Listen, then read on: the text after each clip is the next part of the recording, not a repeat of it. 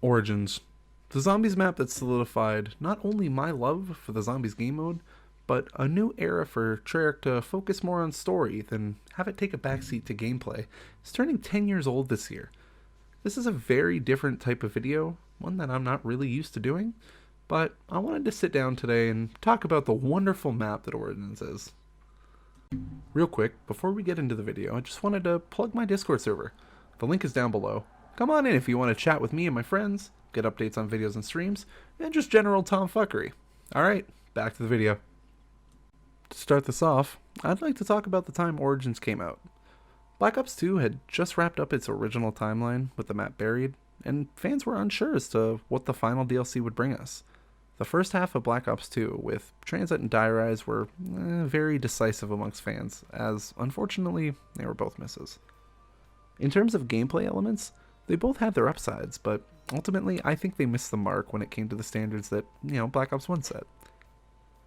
Then DLC 2 arrived with arguably the best, or second best if you're like me, map in the game with Mob of the Dead.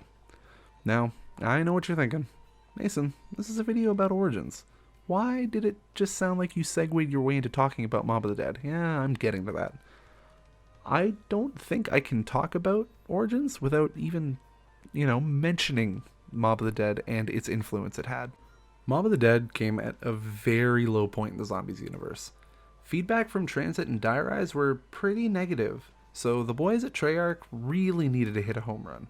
Then enters the man, the myth, the legend himself, Jason Blundell. Blundell was the creative director for Mob of the Dead, and he decided that the best course of action was to try and tell a self-contained narrative, and put it in the forefront. Before this, maps had a story, but they were hidden behind radios and little Easter eggs throughout the map.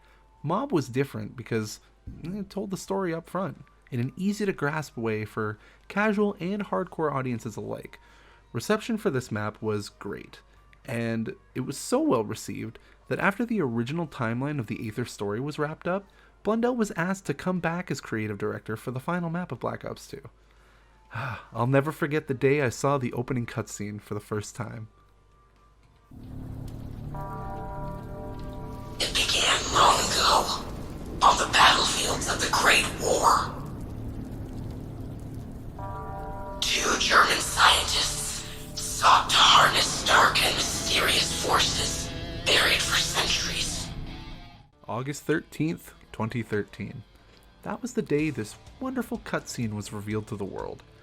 I was only 13 at the time, but I can still remember that day like it was yesterday. A time card set in the year 1914, followed by a voice that, we had never heard before. This was also the first time that we saw humans, besides the one that we play as, and as to be expected, they were being overrun by zombies. One thing to note right off the bat is the music. I think Avenged Sevenfold's Shepherd of Fire was absolute perfection. And then I saw him, Tank Dempsey. This was a big deal back in the day because the last time we saw this character was in 2011 with Black Ops 1's Moon. But my excitement wouldn't halt. Within a few seconds later, we saw Nikolai Belinsky, the crazy drunk Russian with a heart of gold. Then, the honorable, katana-wielding badass Takeo Masaki himself steps in and carries that energy with slicing and dicing and shooting zombies. My 13-year-old mind was blown as my favorite characters were being reintroduced. Now, don't get me wrong, I liked the Transit crew. Marlton is probably still in my top 3 favorite Zombies characters of all time, but the original crew, I had years to grow attached to them. I didn't think it could get any better, but I was immediately proven wrong when the 3 characters ended their standoff and aimed at a mysterious man sitting behind a table.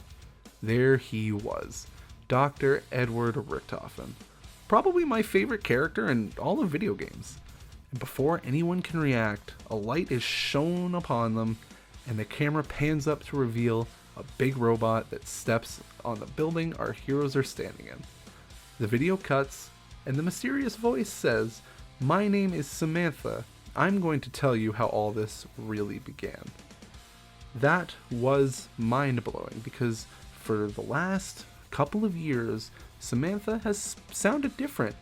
She sounded almost like she was on our side this time, which was a very big step in the opposite direction of what we expected, because throughout World at War and throughout Black Ops 1, she was realistically the antagonist, other than Richtofen. But I will get into timeline in another video. I think I should explain why this map is so sentimental to me before going deeper in. Admittedly, I didn't have a lot of friends back in that day, and this is relevant because I met my best friend for the last 10 years through a public match. Meet Matt. This man has been with me through thick and thin, and I really appreciate him. His channel will be in the description below, even though he doesn't really post. Having taken place in northern France during World War I, the first thing that comes to mind is trench warfare, and let me tell you, this place has plenty of trenches. The first area has you traversing through tight corridors and twists and turns, depending on which area you go through first, before going through a workshop, ascending into No Man's Land, which is the main area of the map. This has your standard pack-a-punch, a few wall buys, and some perks, but it is also the area where you will be assembling the wonder weapons, the staffs, each corresponding to a different element: fire, wind, ice, and lightning. In my opinion, the ice staff is the best, but that's neither here nor there. The final area, or main area, I guess you should say, of the map is in the back, which is a church. The church is where you'll find a big tank, no, not that one, and the 6th generator.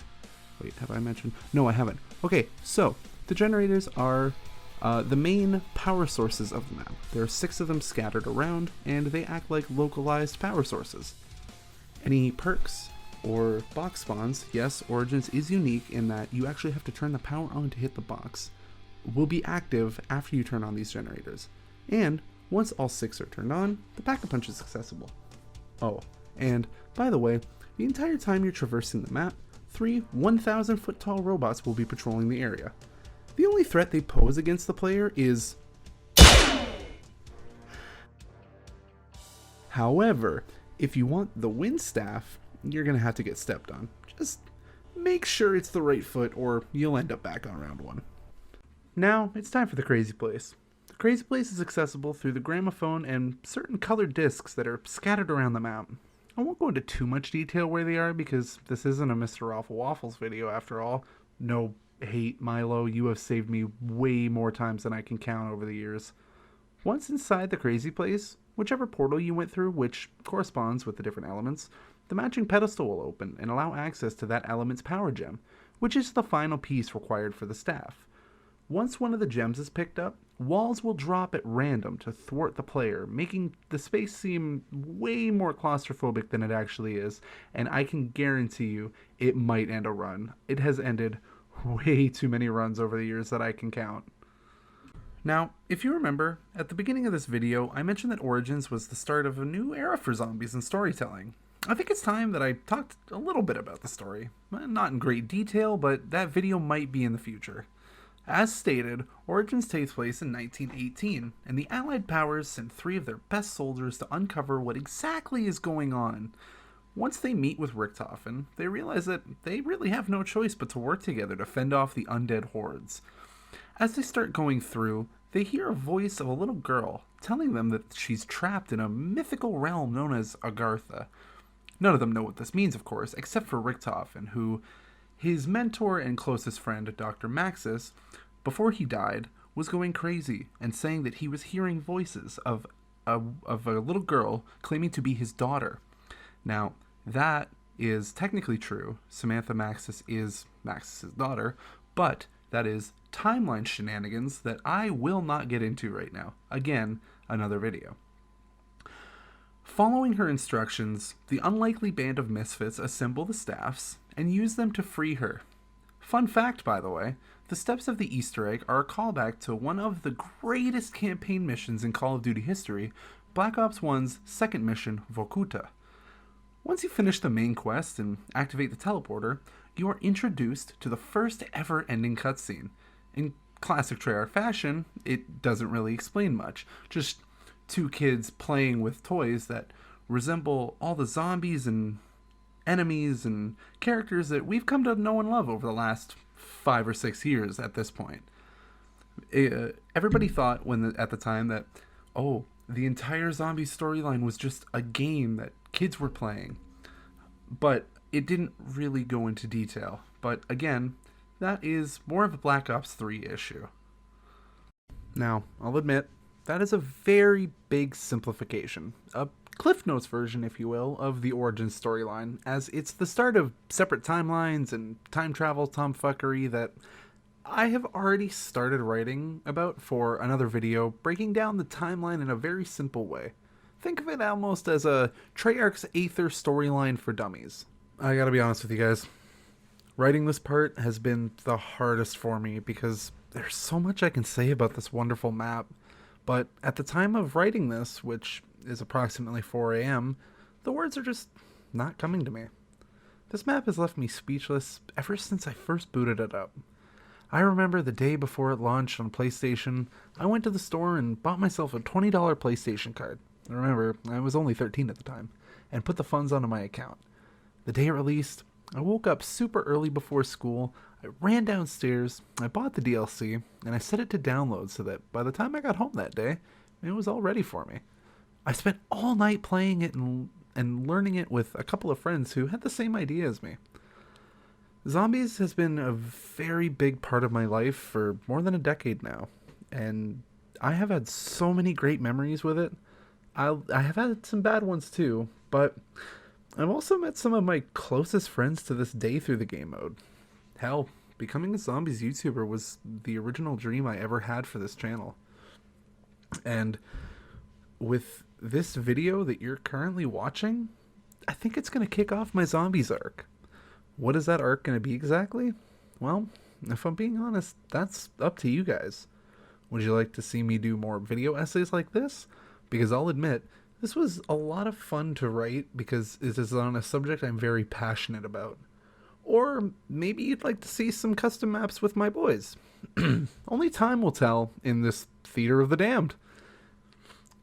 This video ultimately is my appreciation to Origins and everybody who worked on it, be it the map designers, the sound designers, Blundell himself, or even Maluka, Clark Nova, and Kevin Sherwood for making the absolute banger that Archangel is.